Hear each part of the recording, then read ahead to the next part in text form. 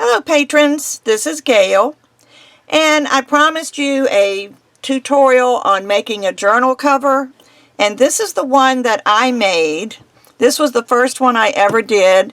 If I did it again, I probably would not make this rope quite so big because it's a little bulky, but at the same time it comes up as high as my birds, so it probably is a good thing. It just makes it kind of big. But I'm going to show you how to do different things. In order to do this, I need to have the base. The base needs to be done. The birds need to be done. And then you put it all together. And I may end up baking this in stages. I'm not sure exactly how I'm going to do it yet. I don't remember. I made this a couple years ago, and I really don't remember the stages on what I did first. But I'm thinking maybe I probably ought to start with the birds. So let me just put this aside. And this is not the picture I started with, but this is one that I found, and this is a stained glass pattern. And if you go online and just do a search for birds, you will find patterns like this. And I'm just going to tape this down to my work surface, if I can get my tape to cut. It's one of the things about buying cheap tape. It doesn't always work well, but it is cheap. Alright, I'm just going to tape those two corners. And then I'm going to find a transparent sheet to go on top of this, and I have exactly the thing, and of course it's over at my card making desk. So hold on just a minute, let me get over there and get that. I'll be right back. Hi, I'm back, and I know you can't see this because it's clear. You can probably see the glare, but I'm going to put this over top of my picture so that I can work with my clay and it won't stick. I probably shouldn't tape it, but I'll just do that little bit. Excuse me, little bit. Now you'll see on my other one I have a bluebird and a goldfinch, and you know, those are the two birds that I have in my backyard, along with some starlings and blackbirds and sparrows and all that stuff. But these are my two favorite birds. So I may just do another. Why don't I just stick with this and just follow this color palette. So I need to find some colors. You know, if you look at this, there's a wing, that's the tail, and then the head. So I'm going to need some colors. So I've got out, actually I don't have any colors out. I put them all away a little while ago. I may use souffle on this, just because I don't ever use souffle, and I've got so much of it. I may as well use it up. So let's see, this is Lagoon, which is looks like a good blue. And I'm going to need something beigey, and I'll probably have to mix with some white. Let me see what we've got here. Probably should have done all this ahead of time, but maybe you are interested in seeing my creative time. Now one problem is I don't believe I have any white souffle, but I can use Primo. I might mix some of this latte with some white. And I'll need a red, or here's a cinnamon. That's a good color. I could mix this with some white to make this color. I think that's what I'll do. And actually, here's some cinnamon already open. Good. Won't have to open a new pack of clay. And they used a gray for the legs, but I'm not going to worry about the legs yet, or the eyes, or anything little. What I'm going to do is just show you the basics on how I do this, how I did my bird. And what I'm going to do is I'm going to just cut a little, well, let's start with the blue. That's the prettiest color anyway. Let's start with blue. And like I said, this is Lagoon Souffle.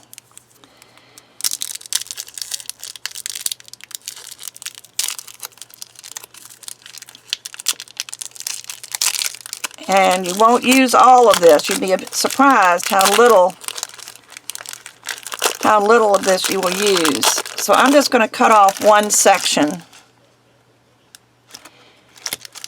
And one thing about the souffle is it's very easy to condition. See how you can do it with your hands?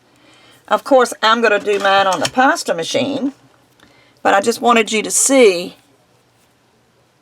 how easy it is to, so let me condition this and then I'll be right back. Okay, I've got this conditioned. One thing I do want to mention is when even a soft clay like souffle needs to be conditioned. You don't condition clay to make it soft. You condition clay to mix all the particles in here. Because it's sort of like if you mix cornstarch and water together and let it sit, the cornstarch will settle to the bottom and the water is on top. And that's what happens with clay. You have your polymer clay particles and then you have a plasticizer that binds it all together. And after a while, these particles will settle. So you need to make sure you condition even soft clay very well. So all I did, first off, and you know, you can do this or not, it doesn't matter. I just trimmed off little skinny pieces.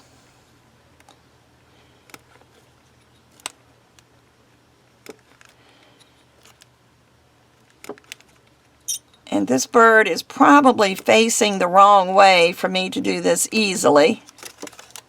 Anyway, just cut some little skinny pieces and then roll them into a little snake.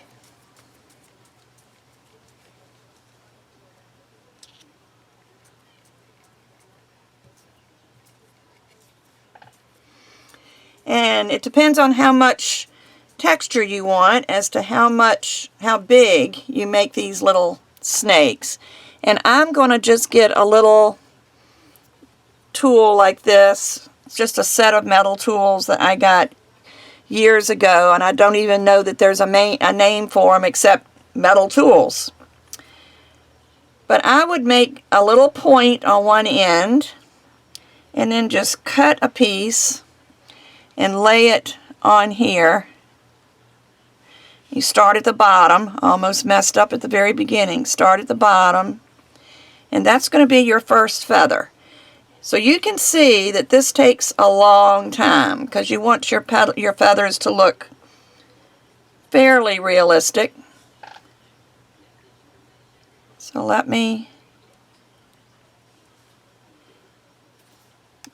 so you just keep on doing this and you build your layers up, and I'm going to go a little bit longer.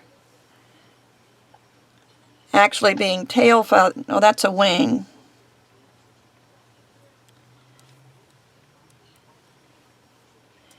But you just keep layering.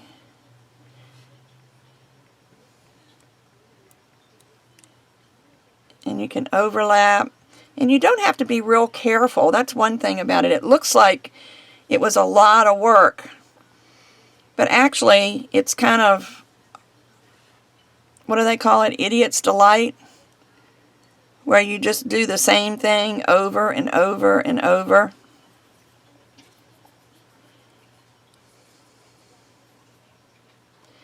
Now, if you want, like this bird is kind of a solid, and birds aren't usually that way.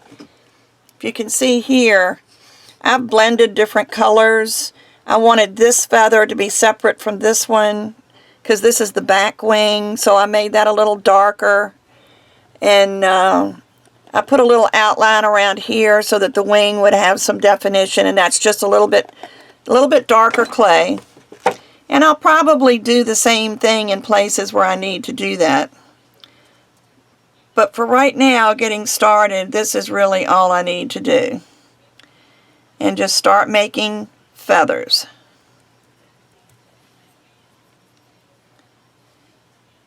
And you can make them a little bit longer as you go up. I like to put little ones there at the tip.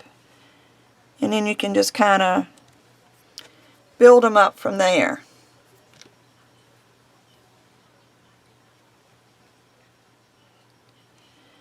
Now, I'm not going to make you sit and watch me do the whole thing. I will probably pause the video and go to a point where, like right here, there's going to be some division there.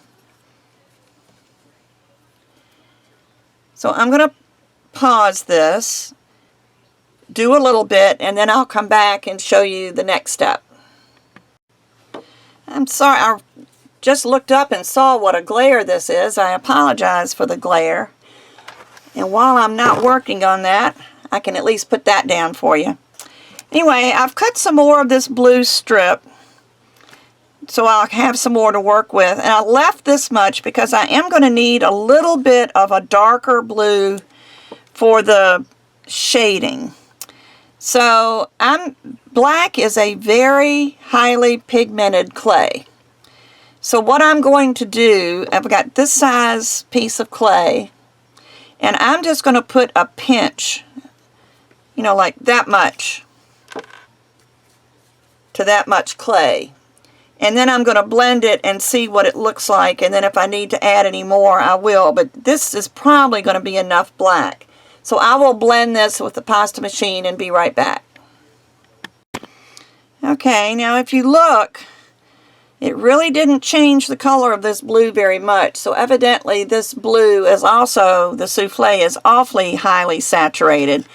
So I'm going to go ahead and add another bigger chunk of the black and make it darker. So again, I'm going to blend this and be right back. Alright, now you can see the difference in the color. And the reason I like to do this by mixing the black with the color I'm using, if I was using different colors, then I would have just picked a darker blue. But because I wanted this to be the same color, which is this lagoon, I just made a shade out of the same color by adding the black, and that way you know they'll go together, because it's really the same color. It's just this is a shade. I've added black. So what I'm going to do here is the same thing. I'm going to cut little strips.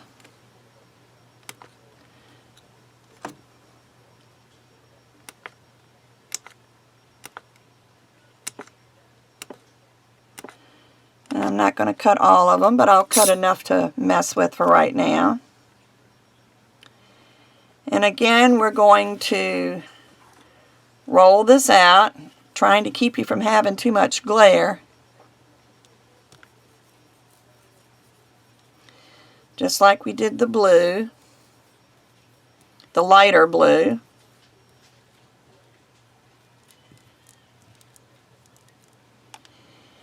And I'm also going to take the blue. I just about used all of that one, so let me just roll this real quick.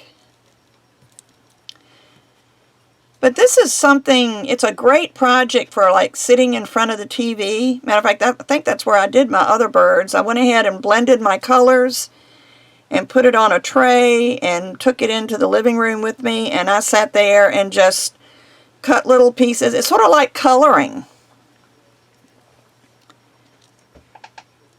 Now can you see? Let me see if I can move this in a little bit. Sorry for that glare. Maybe I'll just turn this off. You can still see, can't you? It's not as bright for me, but I think for you it's still fine. But you can see where I've been putting the blue along here.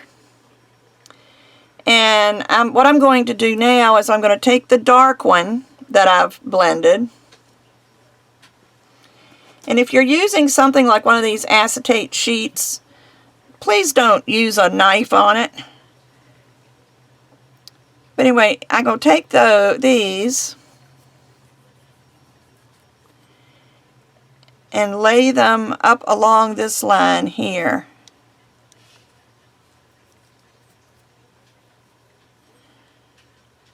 To make a line.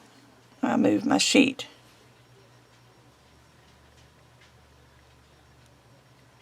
And dropped my feather.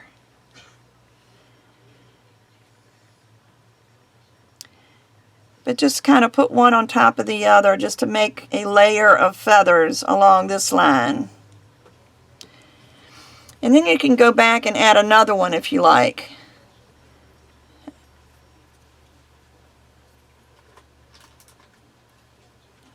Lola. Just to make this a little bit more prominent, I'm going to add a second row of the dark color. And you see can you see that I left a space in there?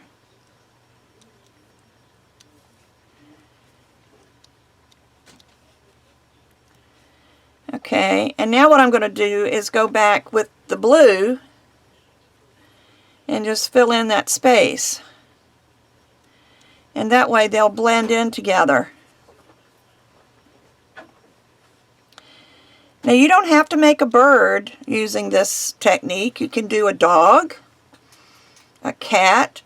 Just find you a picture somewhere. Now this is probably larger than what I would normally make, but I think it's going to be an only bird on my journal cover this time. So it can be a little bit bigger. But see, I just keep layering. And you just keep doing this until you get to another point where you need to add something.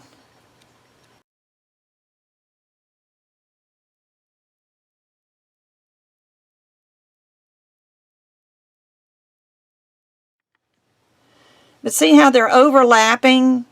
So it's beginning to look like feathers instead of just a solid piece of clay. That's the effect that I'm looking for. So again, I'm going to keep doing this.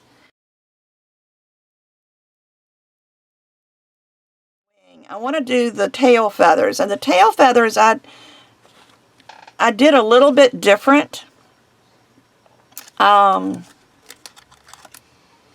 Let me roll this. This is on the thickest setting. I'm going to roll this to a number. Well, let's see what number 3 looks like.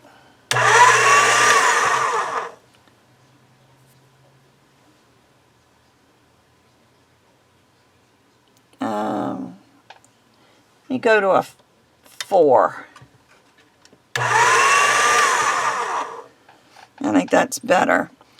What I'm going to do is just cut.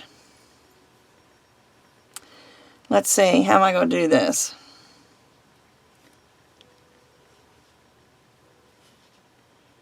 I'm just going to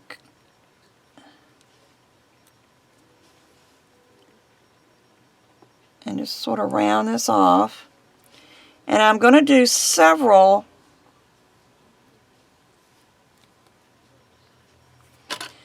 and then what I'll do is just come up and slice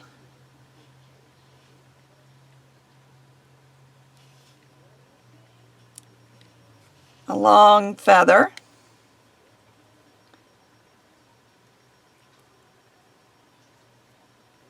It's probably a little wider than I wanted it. Let me just trim that with the blade. because I'm still trying to keep these small. The good thing about trimming these is you can use these to make feathers. But I'm going to lay that there and come up this side, and I will just cut it where that line is going to be for the other colors. And then I'll do another one. I don't even think I'm going to worry about the rounded edge. I'm just going to cut another strip.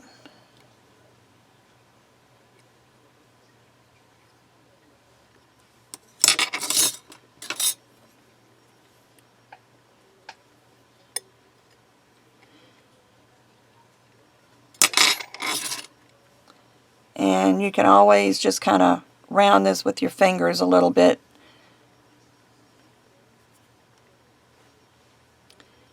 And kind of lay that over top. And you can stretch it, which is what I did with the other one.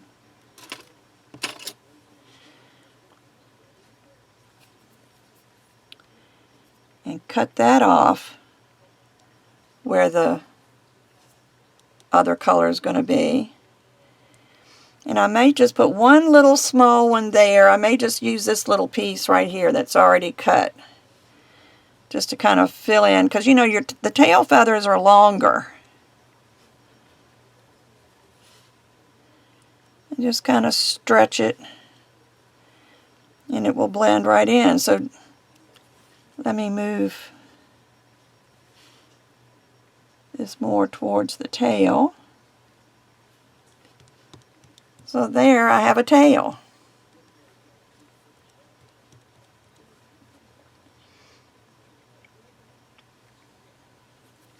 And you can fiddle with it if it's not the way you like it. It doesn't really matter to me. And then you just continue on. Continue on up here and fill in the blue. Fill in blue up here, although I might wait and do this. I like starting at the bottom and working my way up, because that way the feathers can lay over each other. Now with this being the belly, I will probably make these feathers, like these I'm making are maybe a 1/2 inch long. I will probably do the little tiny ones like I did here on the end for this one, just because the belly is usually the softer feathers. So let me go ahead and mix some of that. I have some white Primo here, and I'm not going to need a lot, so I'm just going to maybe do 1/3 of one square of the Primo, and just add some cinnamon.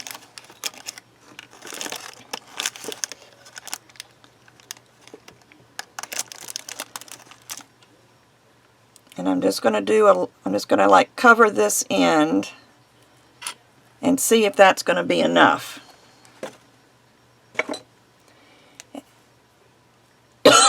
Sorry, I forgot I was zoomed in. But see, I'm just covering one end, and that should be enough to tint this, but let me mix it up and we'll see. Okay, yeah, see what I did? I didn't do a complete blend. Can you see that? I've left it a little streaky because I think I want some streaky feathers there. So let me come back up a little bit so you can see what I'm doing. And I shouldn't be cutting on this acetate because it's going to cut it. And I hit my tail feather.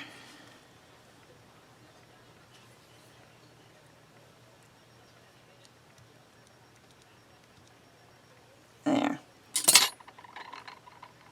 I didn't tape this down because I figured I was going to need to move it around, but maybe I should tape it until I do need to move it around. I taped that corner, so let me tape this corner.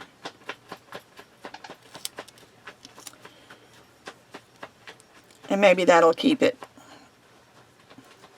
the way it needs to be. So I'm going to roll this really tiny. And you don't have to be as anal as I am if you don't want your feathers to be real tiny.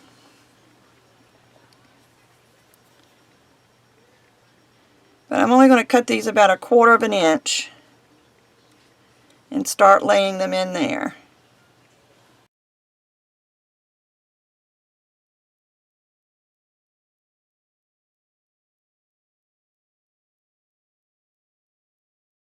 See how tiny I'm making these feathers?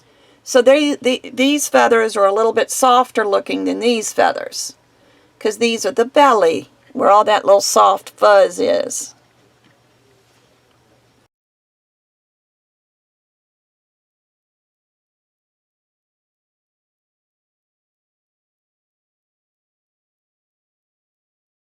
But I'm going to continue on, and like I said, I need to take a quick break. And to go get my car inspected and take care of the dogs and all that good stuff. But after I get to the next point, I will come back and we will go to the next step. So, hi guys, I'm back. I just wanted to show you my progress. I'm almost finished with the beige or rosy colored breast of this of this bird.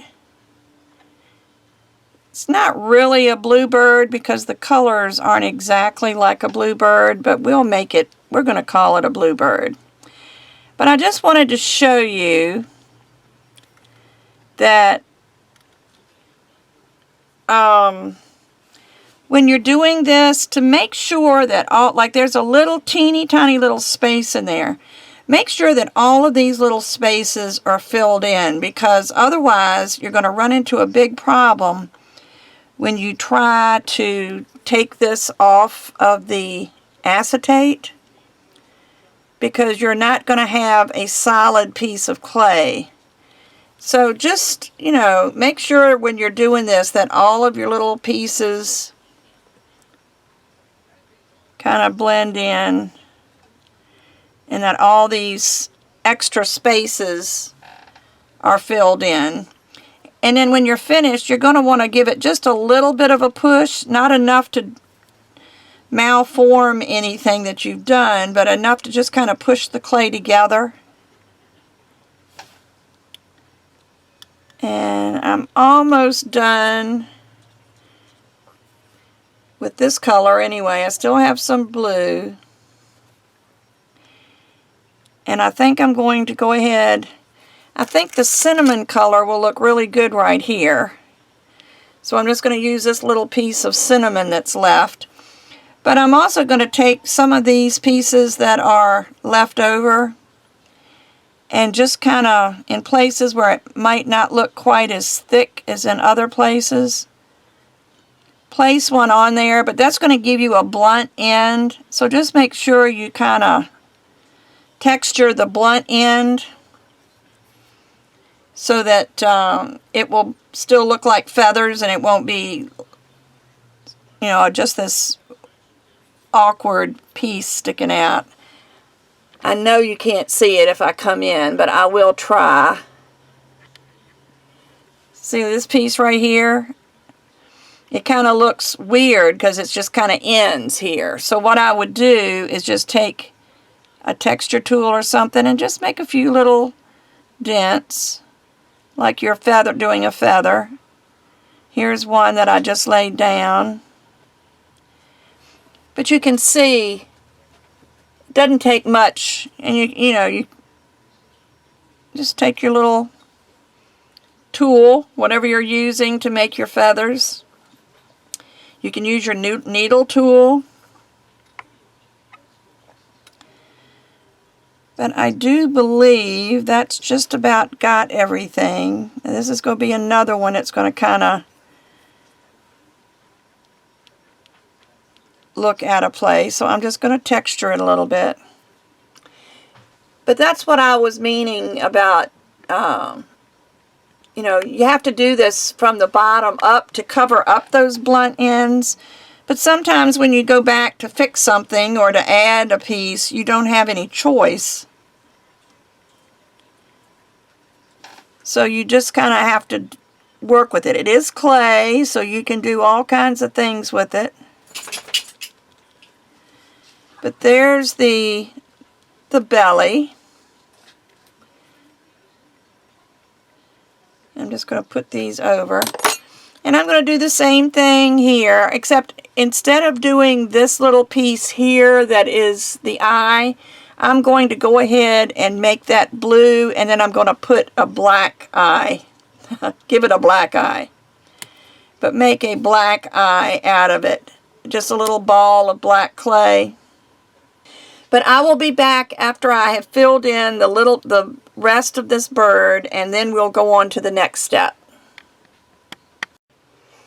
I apologize that I keep cutting in and out, but I start to do something, and then I think, well, I ought to be showing them this. So I'm back again, and you'll see that I have blended a lighter blue.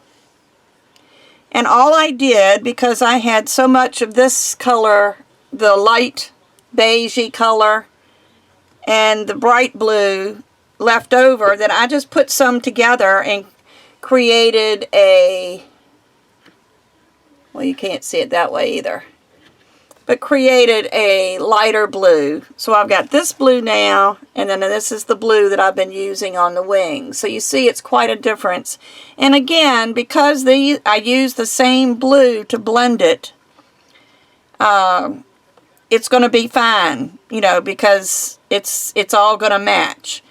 So what I'm going to do, I thought with this part right here, I'm going to start with the darker blue, and just like here, see how it's a little bit lighter up here and then it gets dark again. I'm going to alternate the light blue and the dark blue all up through here. And then when I get up here to the top, I'll go back to just the bright blue. But I just wanted to show you that I'm going to do that, and I'll do a couple. Let me get a piece of the light blue, just to show you how this is going to work. And then I'll do a dark blue. But this is going to make it appear a little bit lighter.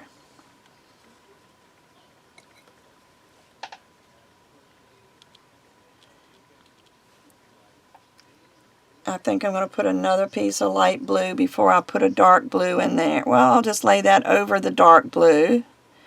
Let that little feather tip come over. And I need to roll this blue. So then I'll just overlap that with a dark blue. Can you see what I'm doing? Let me bring that back in. Can you see how I'm alternating the blue, the dark blue, and the light blue? And I'll just keep doing that. And I'll lay that light blue on top of that dark blue. And then I'll lay a dark blue on top of this light blue. But this way it's going to give it a little bit more dimension. I also wanted to, speaking of dimension, I wanted to show you also that in the wing portion here, when I turn the camera off, I turned my light back on so I can see what I'm doing, and I saw all kinds of little holes in here. So be sure you've got a good light when you're doing this. And what I ended up doing, even though I had plenty of the bright blue, I just added little bits and pieces of the dark blue.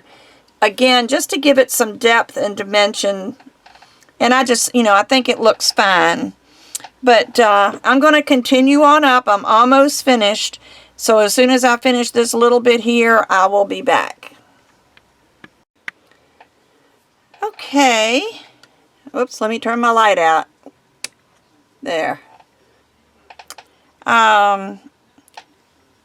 I've finished our bird. I didn't put a lot of the light blue in here, but you can see some of the light blue, and it just, I think it makes it look more realistic. If you're not looking for realistic, you can certainly go with the plain blue. It's just, you know, I'm just that way. So I have some black, And I'm just going to pinch off a little piece to make an eye. And the eye doesn't need to be very big.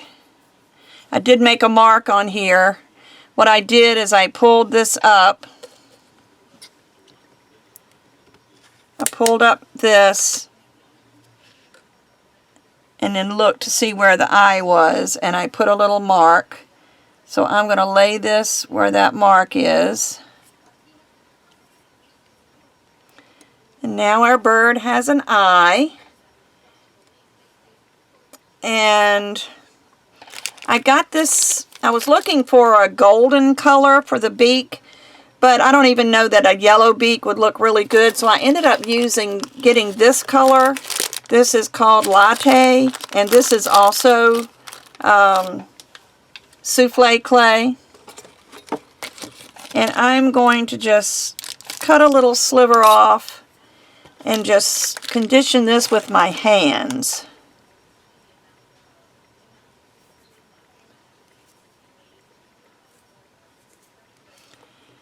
Being such a small piece, it doesn't take much to get it conditioned. But I think what I'm going to do is I'm going to roll it into a little teardrop.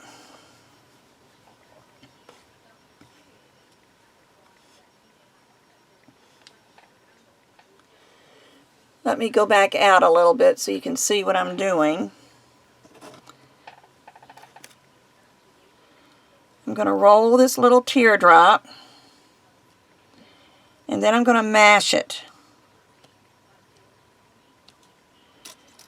And then I'm going to use my heart cutters again to make a little rounded cut. And I'm going to insert this here for the beak.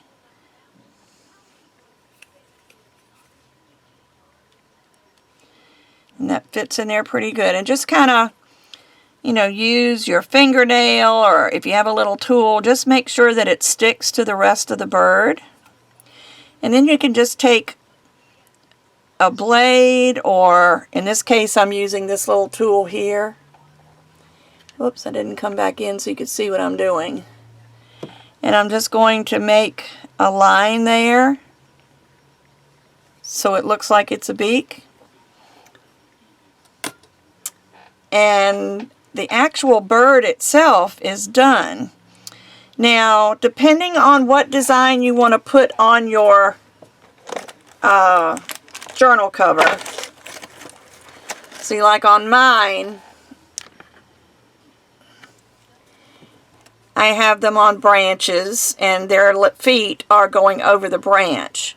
And same thing here, this bird here, the feet are going over the branch. So I did not put the feet on my birds at this point. So I'm going to not put them on this bird. Now the tricky part, because I didn't do this before, is going to be getting it off of the acetate and onto something that it can bake on. Because I'm going to have to bake our bird. Sounds like Thanksgiving, doesn't it? And actually, I'm not going to use this blade. I think I'm going to use this one. This is longer, and it's got these little handles on it, and I can work with it better. Just very carefully separate this from the acetate.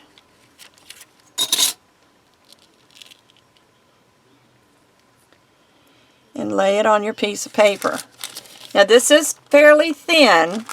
You know, it's maybe a number 3 on the pasta machine. It's going to be fairly thin, but that's okay. I can take this up now.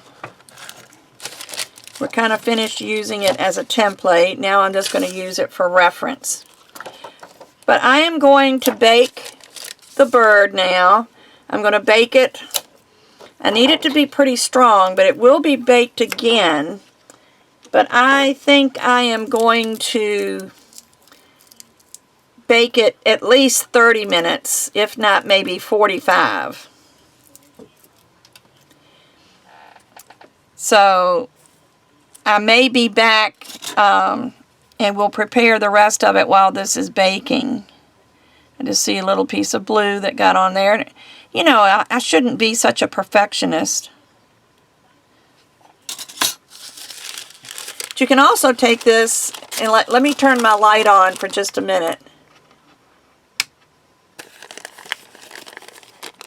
And hold this over the white. And I do see a few little slits of light in there through here, but I think it's all mashed together enough that it's all going to stick together once it's baked. So that's what I'm going to do. I'm going to bake this. I'm going to clean this up a little bit. I'm going to gather supplies to do the background, and I will be back and we'll work on that while this is baking. Guys, I'm back, and here is my bird that's baked, and I think it turned out really well. And you can see, even though it's very, very thin, it's all stuck together because I made sure that all the little gaps were filled in. So our bird is ready for us to decide what we're going to do. Now I'm kind of going a little unconventional. My other journal cover I did in blue, and that was nice. I liked that. But I just thought I would do something totally different this time.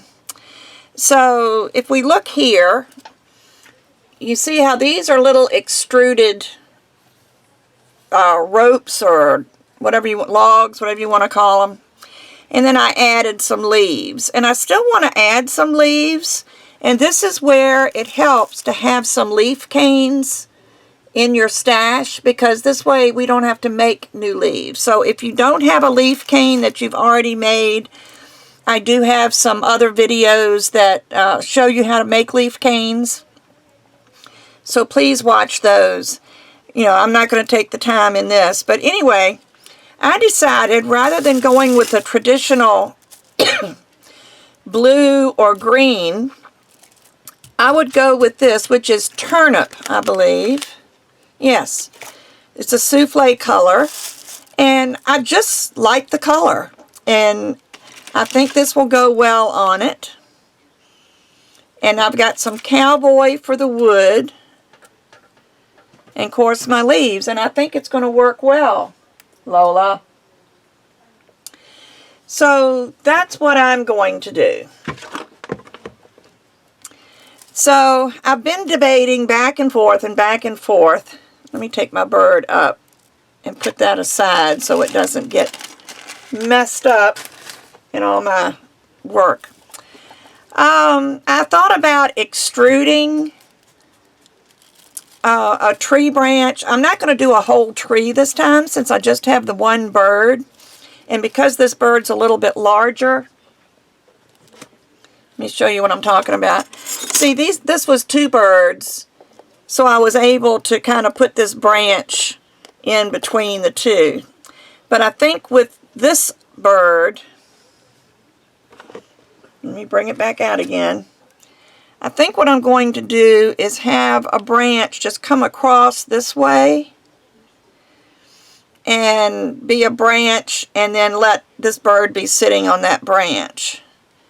And then maybe have some little leaves and things around. But I think I'm going to do that rather than do a whole tree this time. So, again, let me first of all just do the background. Now this kind of, again, it's something I've just really struggled with, is what background to use. You don't want anything too busy. So this kind of looks like grass, and it's very fine. So I'm hoping this will work. And it's not quite wide enough. So what I'm going to do is, let me see something. No, it works. What I'm going to do is slide it down and give it a little bit of a border on the top and the bottom. because I don't know the size of my journal cover, what it's going to be, because I don't have a journal for it yet. So I may be able to either trim this off or just put a trim around it. So I've got my grass laid down. And it's not really grass. I don't know. Maybe it's supposed to look like grass. But I just need something because I didn't want a solid background.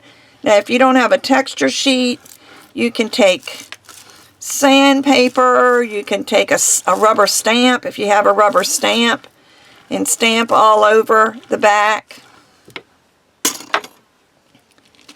Let me just see what this looks like. There's some places I missed. So you might want to go up on the edge of your roller to make sure you get all the places. And this is not going to be a very strong texture. That's one reason I chose this. I wanted something a little more subtle. And let's see what this looks like. There.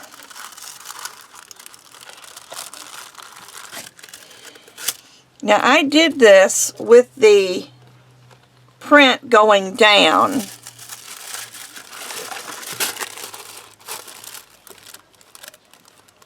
And I don't know if I like it or not.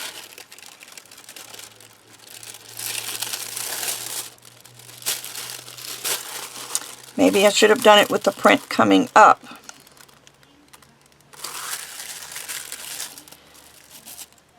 Well, and I'll tell you why it makes a difference. I want to put some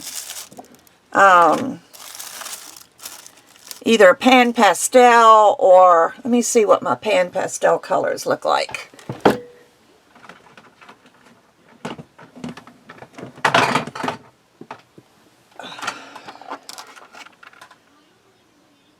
I forgot I had these up here. I've smoothed some of them out, but what I thought I would do is add some pan pastels to this. Let me find a place to put it where I think I've told you before, I don't have much space here. But I thought here I could put some blue. And let me try it first on a piece of scrap.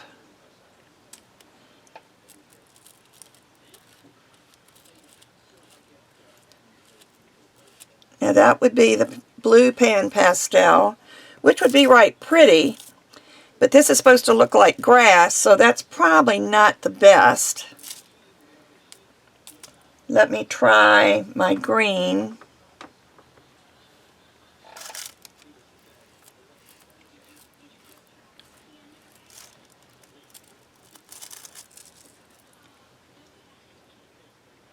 I think that will work better. And now I'll put that in my scrap pile. I think I'll use my green pan pastel. I'm just going to move it over here where it's a little closer. And I'm hoping this will not get down in the grooves. That's why if I had done it the other way and gone over it, it would only have colored the raised part, but now it's going to cover a larger section. So let me see what this is going to do. See, it still leaves that burgundy color, the turnip.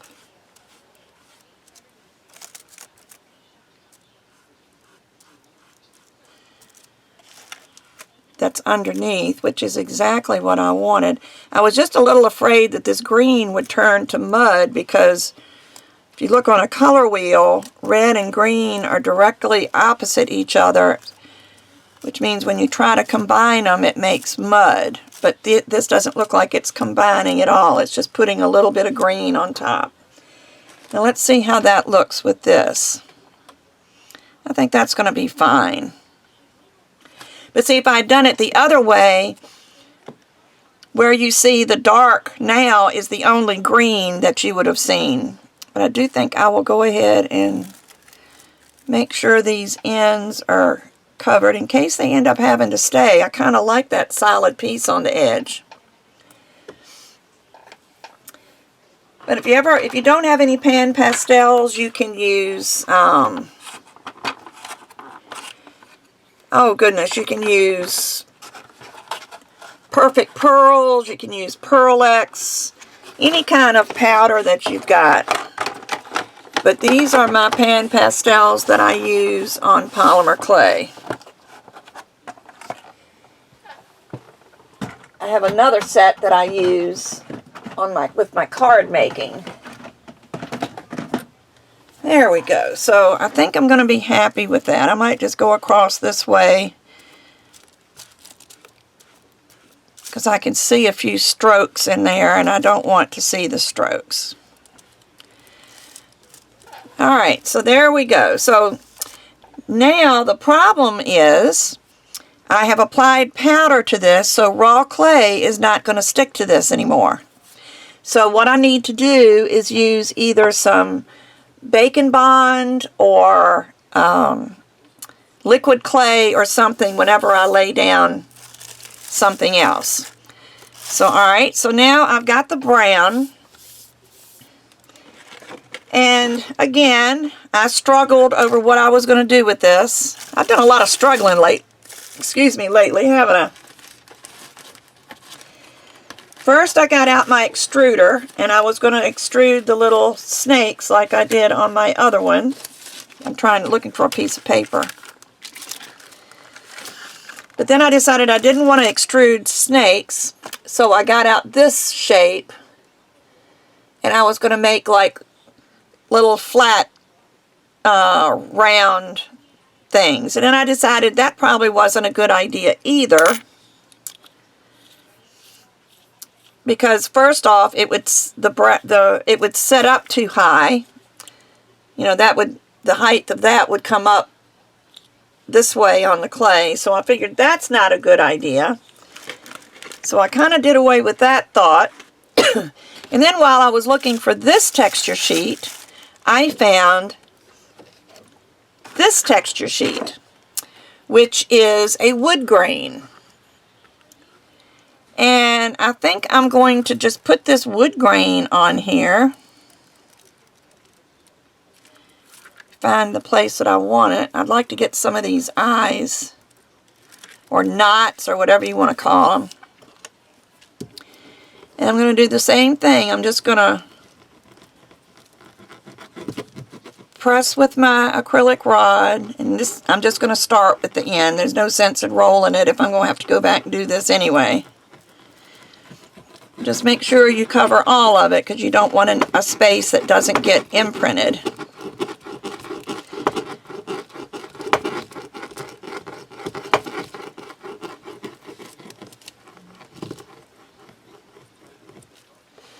Let me bring this in just a little bit so you can see a little bit more. And I'm going to peel the texture sheet off of the clay. And there is the wood grain. Can you see that? So what I thought I would do is I've got to first decide where everything's going to go. And let me get, I'm not going to use this tool. I will use my needle tool. I'm going to place my bird where I want my bird.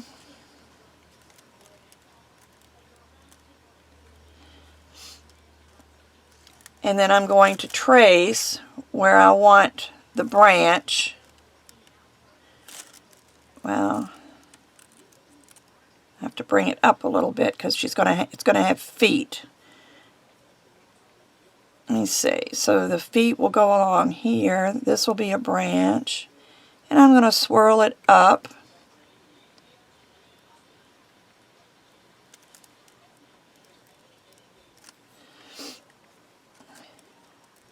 Alright, so and I don't know if you can see this little line or not, and my camera is over a little bit. But see this line right here? It's going to be the top of my branch. And my bird's going to sit like right there. So the feet, I'm just going to put 2 little marks here, or I'll have to do a little square because the marks you won't be able to see. That little square is where the feet are going to go. So this is where we have our choices. I think I will make the branch go this way and maybe branch off and then meet up with the big part of the tree over here. And I may even bring this down like that. So that's going to kind of be my basic shape that I want.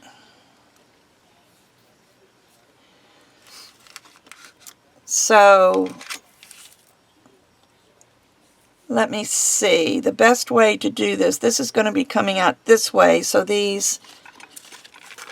texture is going to have to go that way. I think what I'm going to do, because I can see through this paper, so I'm going to take a magic marker. If I can find one, here's one.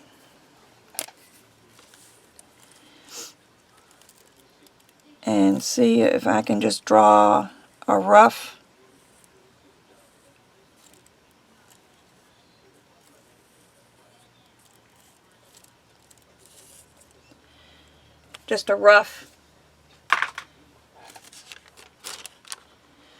because I could see these lines. And then what I'm going to do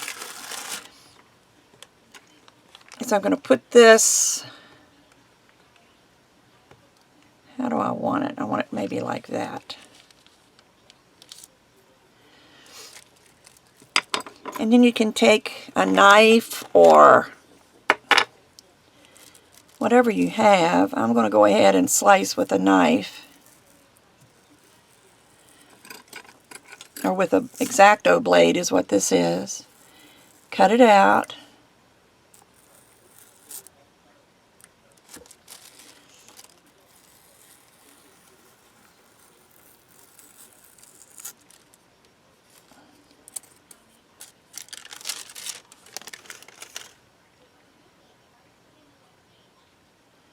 Yeah, I can peel that off.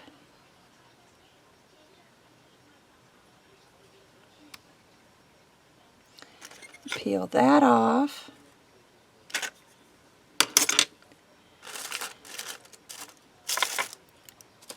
Put your background back over here. Just trying to keep my clay fairly organized. Put this up against the edge, and then you can just kind of manipulate the clay to go where you want it.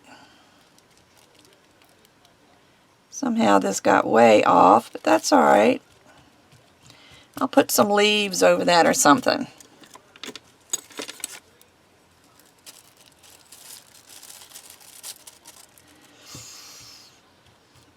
And I forgot to put the liquid clay on there, didn't I? Because this, as you can see, this is not going to stick. So let me just fill this in with some liquid clay. And it doesn't have to be a lot. And I really, to be perfectly honest, I prefer using my fingers. It's not going to hurt anything, and this way you get a smoother application.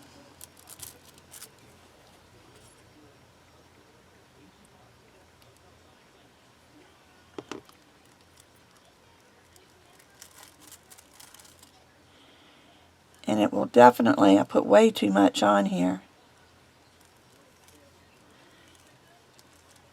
I'll just spread it around. And get my paper towel. And let's put this back on there again.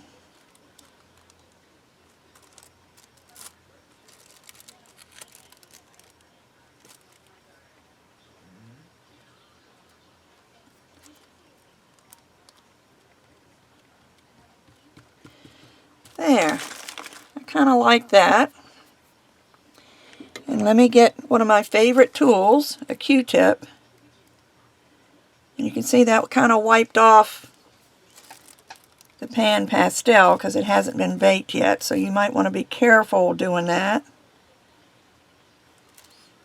And I will put more pan pastels on it because I don't want it to look too weird.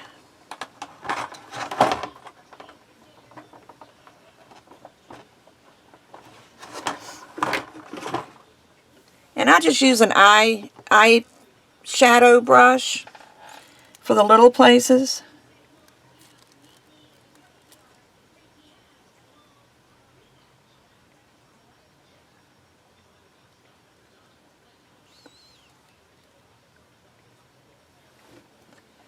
So that should be okay. Sorry, I keep having to stand up to put things away, but my space is so limited. And I got a little, I'll just smooth that in there. And I'll put a leaf or something over top of that. And then just kind of slice this off.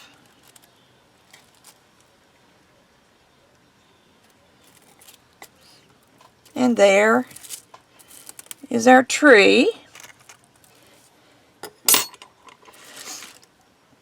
Now, I'm going to take like just some of these smaller pieces and roll them out. Because your leaves don't usually grow on the big part of the branch. They have little branches that kind of offshoot, and I don't want these to be too thick, so I'm probably rolling them a little bit too much, but and let's make a sharp edge.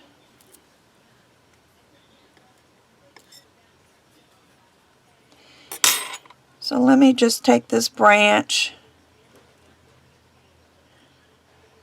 at that angle and come down this way, and I'll pull it, which will give it a sharper point, but I'll put some leaves on that one.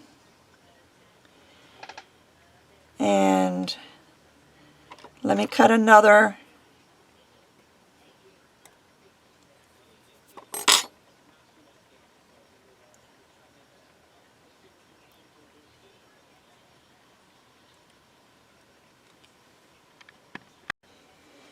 Sorry, I'm not sure if I was recording or not. I looked up at my camera and it had a it didn't look like I was recording, so if I missed any of this, I am so sorry. But this one is going to come off the side. And then I might put one here. No, that's where the bird's going to be. So let me lay my bird there. That would make it easier. My bird's going to sit here. So I can come up here with some leaves.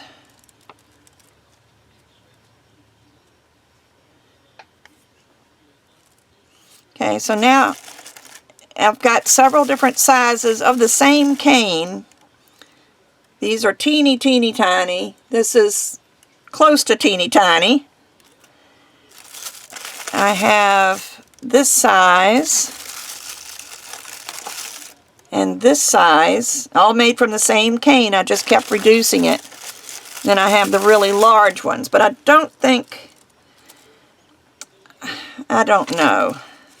Maybe go with the next to the large ones. Let me just cut a couple.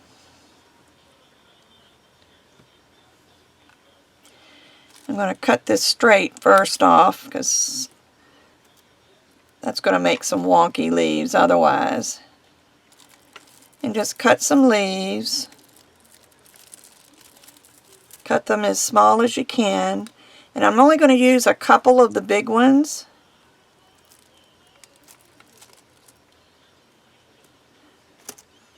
Then I'm going to cut the next size.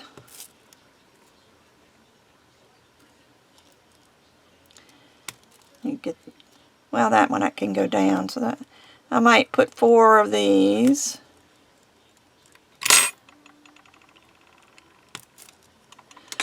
So we'll see how these look, and then I will fill in. Let me put a little dab of clay here.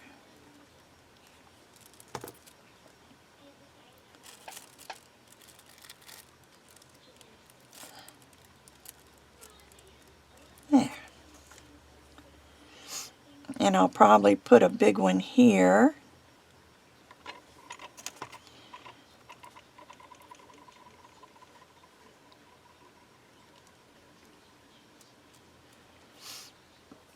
And I'll trim that end off. Now you see I've got some clay, some extra clay there. It's okay to leave that because when it dries, we're going to cover it all with some kind of glaze anyway. And when this dries, it's going to be in Kato, it's going to dry shiny. So I don't mind leaving it there.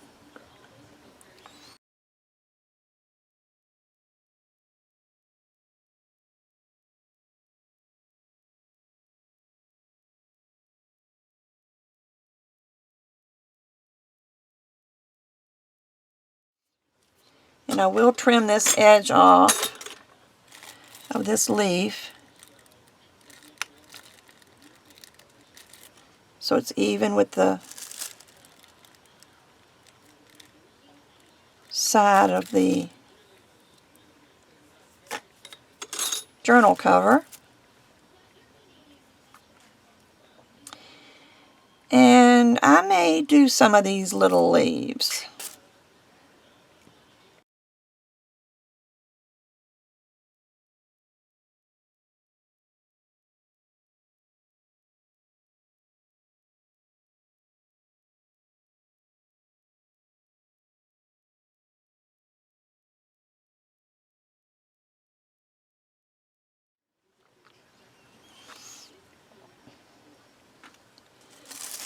Okay, so again, the artist in me is thinking, okay, I've got the branches and the leaves over here. I need something else up here.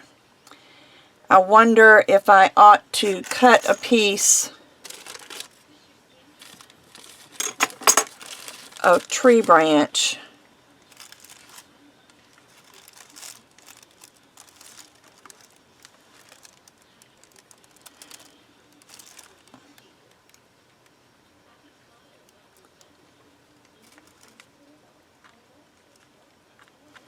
I don't think that's going to work. But I'll need something up here. We could always do a little butterfly. But anyway, I think my leaves and everything are fine. I'm going to take my bird. We need to make the feet.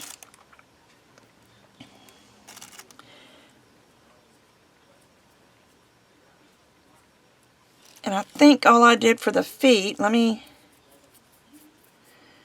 roll out this black.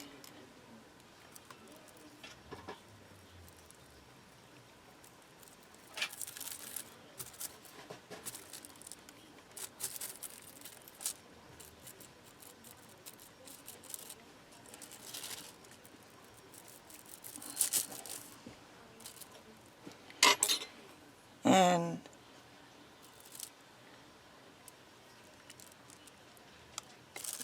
just cut some little sections.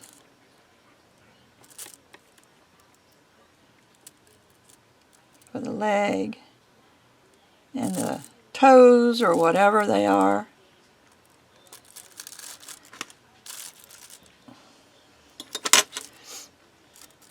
Because I'm going to lay the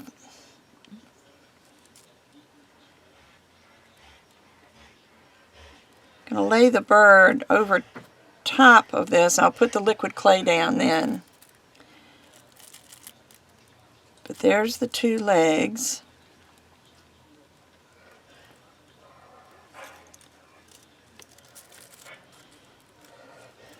Let me see how that's going to look.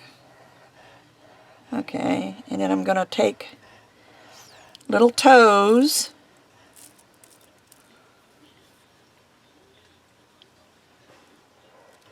and make it look like the bird is grasping this branch.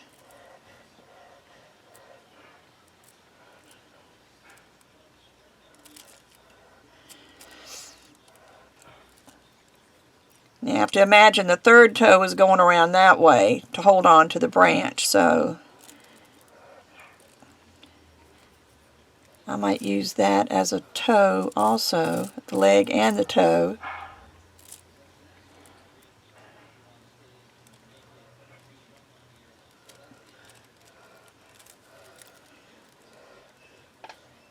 So I think that's going to look good. So I'm going to go ahead and I'm going to put the clay on the liquid clay on the back of the bird.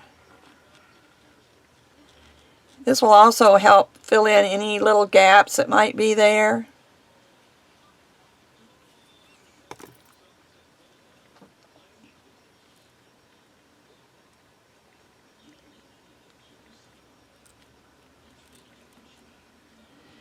So you can see it coming up through here. So there's our bird. Sorry about that. But I am going to, I probably ought to do this before. I ought to bake it. I'm going to bake this the way it is. Then I'm going to come back and put a complete layer of liquid clay over top of it. And maybe I'll just heat set it. So I'm going to go ahead and take this. I'm going to transfer it to a piece of cardstock. I don't know if this is going to be big enough. Yeah, it looks like it will. I'm going to transfer it to a piece of cardstock. And then I'm going to bake it again for maybe another half an hour. And then we'll be done. And maybe I can think of something I can put up in this corner in the meantime. So, okay, so I will be back after this is baked. I lied. As I was getting up, I started thinking about a butterfly. A butterfly would look great there. So I've got this little butterfly mold. I believe this is a Martha Stewart mold. Yeah, it is. It's a Martha Stewart mold. And I think I'll just put this little butterfly here on there. So I think I'm going to do the yellow. I don't need much, so I'm just going to cut it off of this end of a cane.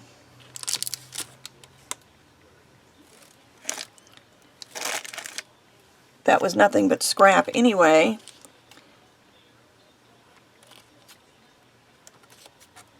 Trying to get the black out of it.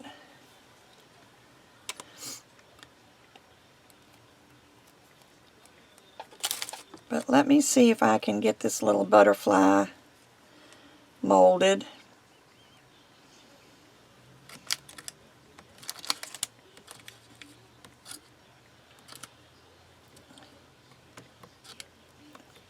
And this clay has some white kind of mixed in with it, so it won't be a solid color, which is going to be good because you don't see solid color butterflies.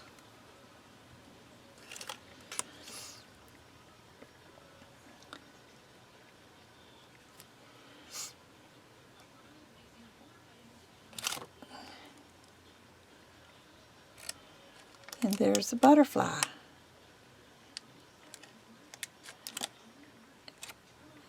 And I need to remember to add the clay.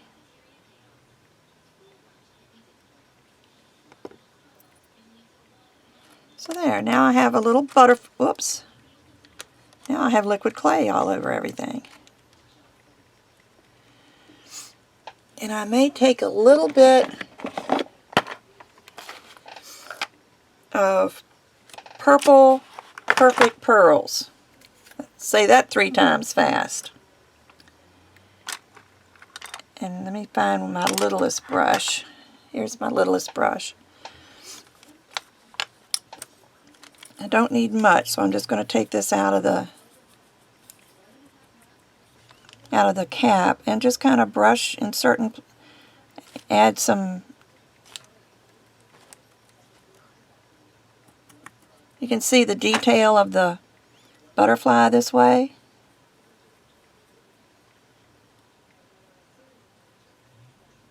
There. Isn't that cute? That resolved my what to put in the corner problem. Now I'm going to bake this. I promise I'm not going to lie to you anymore. I'm going to bake this at 275 for about 30 minutes and then I'll be back. Okay, this is all baked now. And oh, I got some liquid clay on there that I didn't see. So I guess I wasn't going to coat it, but I guess I will. And since I had my extruder out, I want you to see this die. See, it's a little half circle and it's hollow in the middle. I went ahead and extruded what was left of this turnip colored clay. And you can see how this is shaped. See how it's curved like that? And that is good for going around corners. You know, like this. And see how it goes around the front and the back.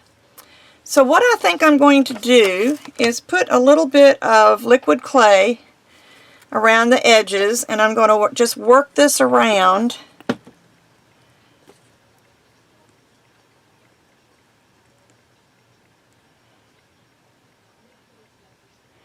I'll do one side at a time.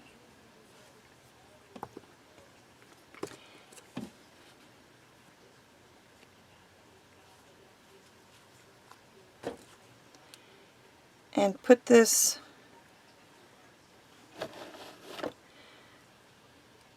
on. I've got liquid clay all over everything.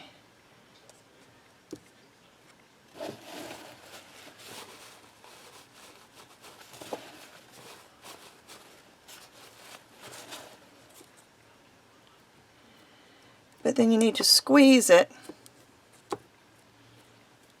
to make it come together. And then this turns a corner really well, being curved like this. So I'm just going to turn the corner. Of course, I didn't put any clay there. I'm probably putting too much clay. I've got a smaller, let me use the smaller one. I've got a thing with a smaller hole in it. See, that's much less comes out of this. You just need a little bit.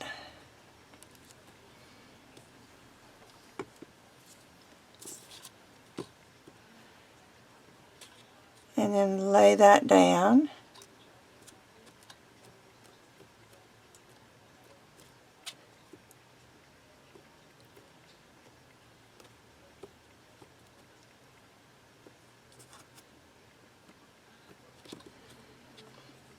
And turn it. Now I remember why I stopped using this bottle, because it leaks around the bottom.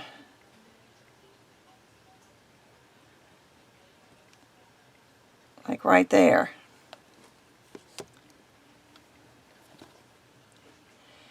And I will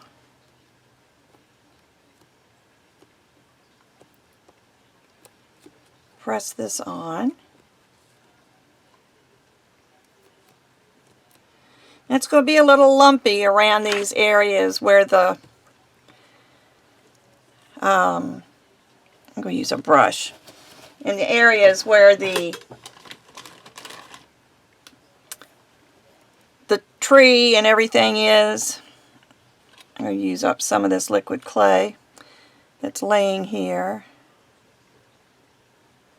And then get it off of here. See, I don't know if you can see or not where it's leaking right around the bottom. I knew there was a reason I switched to the other tip.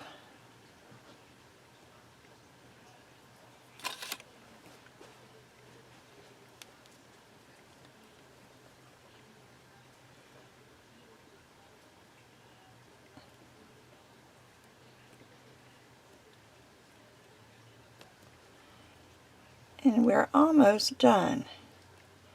I'm going to just pinch this. I'm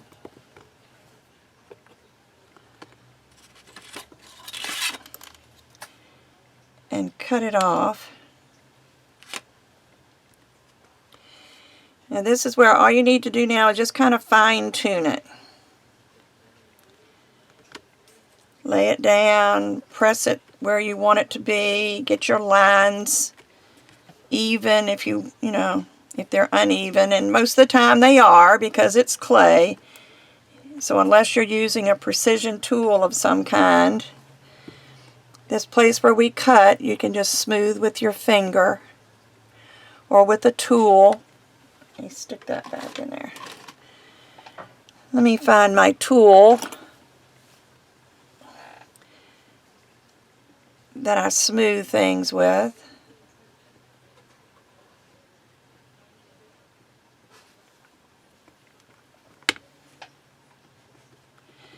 Back doesn't really matter because that's going to get glued onto your journal or your notebook or whatever. So just be sure that you measure this according to the book or the journal or whatever that you're using that you're going to be covering.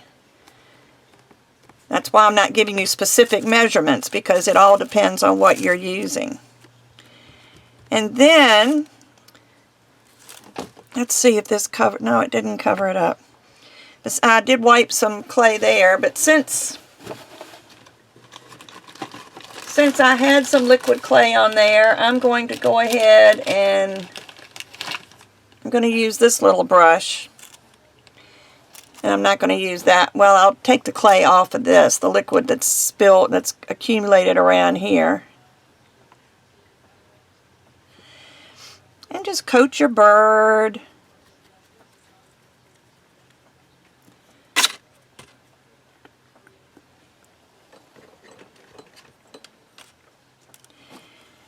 I'm going to start with the bird just because I want to.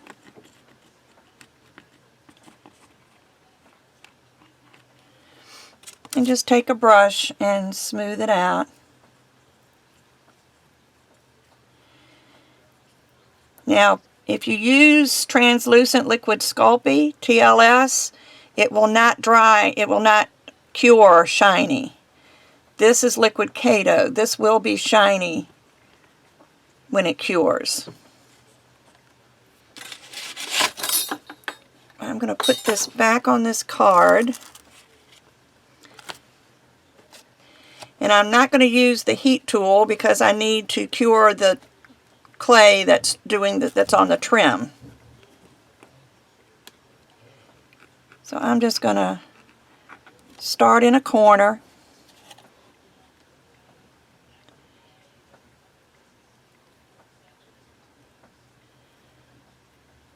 And coat with the liquid Kato.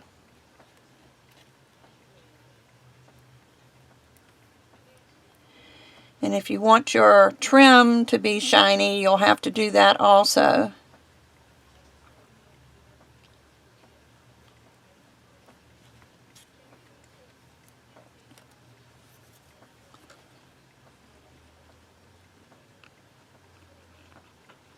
I want to make sure I get that butterfly.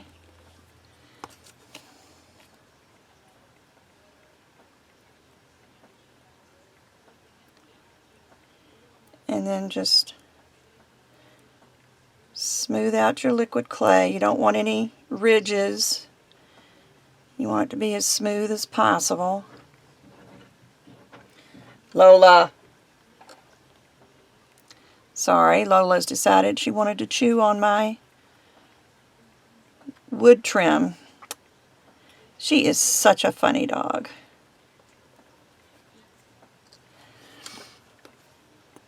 Okay, and then do the tree.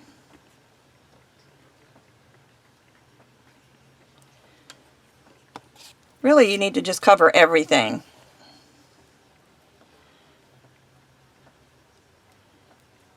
Just because otherwise you'll have some parts that are shiny and some parts that are not. But you don't need a very thick layer. Matter of fact, this is probably too much that I've got on here. When you can see the white, it's a little bit much, but with these grooves, I don't know how to prevent that.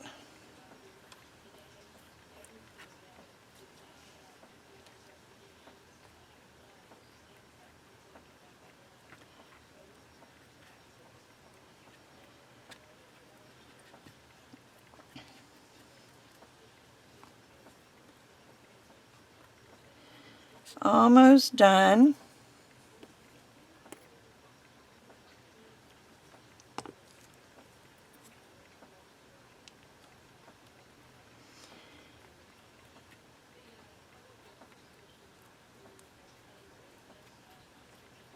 Just be sure you get all these little nooks and crannies.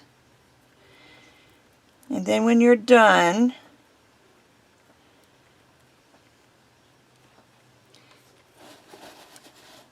you can get, actually I think I'm going to lay this on a piece of plastic while I paint it, and then I'll put it back on the card.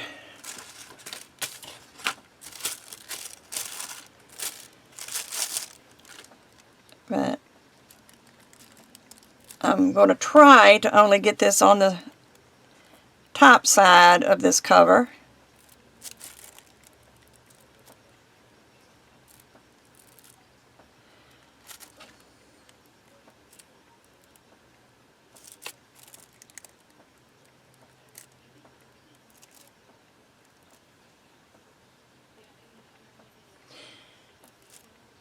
Kept hearing a noise and thought it was Lola, and it was one of those Dollar Tree solar things.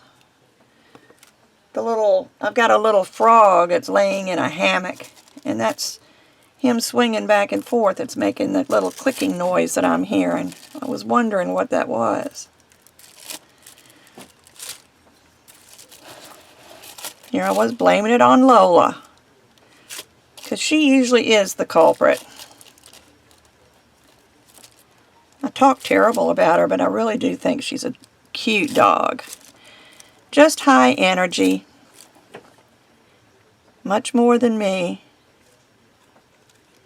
This is my speed.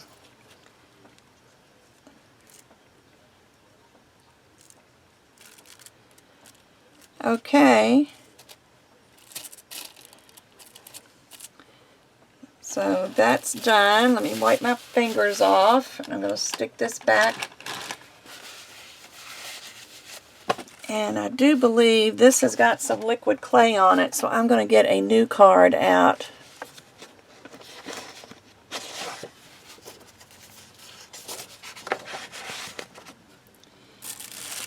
And put this on there. And I'll be back one more time after this bakes to show you the finished product and see what you think. So I'll be back soon. Okay, this is out of the oven. It is all baked. And it is ready to be mounted on the front of a notebook or journal cover or whatever you want to put this on. What I would do is I would attach it with weld bond, which is the glue that I use, and it's really a good strong glue, plus it dries clear. But if that's how I attach this one. This one is attached to my notebook cover with weld bond, and it's been here for months and months now, and it's not going anywhere. So I hope you enjoyed this as much as I did, and even if you don't go with a bird, you could do a turtle, you could do a puppy dog, anything that you can find a pattern for. And I would look in cross-stitch patterns, stained glass patterns, anything like that. Or you could just do a search. Say if you were looking for a Doberman, you could just put Doberman patterns, and all different kinds of patterns will come up. So I hope you make something, and please share it with me if you do. I really like this. I think it's an awesome background, and I think I need to hit my butterfly with the heat gun just because it looks a little foggy. But everything else is nice and shiny and everything. I really like this. Now I need to find something that this will fit on that I can put it on. Or I may just hang it on the wall. I could put a little hanger on the back and hang this on the wall. So I hope you enjoyed this. I will try my best to keep up my Patron videos, but as long as I continue to do polymer clay videos and as long as you support me, I will continue to do your special tutorials because I can't make it without you. Excuse me. I was literally getting choked up. I couldn't make it without you. You have no idea how much your support helps me. I don't thank you enough. I don't like to mention it too much on my videos because I don't want people to think I'm trying to convince them to donate to me. You know, if they want to, that's great. But I don't want them to feel like they have to. So what you do for me really enables me to do things like this. So I will be back next month, hopefully, with something else. If you have anything in particular that you'd like me to do, please send me an email. If I can't do it, I'll tell you. But anything that you might be interested in that, I could do a special tutorial just for you, I would be more than happy to do it as long as I'm able. So I will be back soon with another polymer clay video. Have a great day. Bye-bye.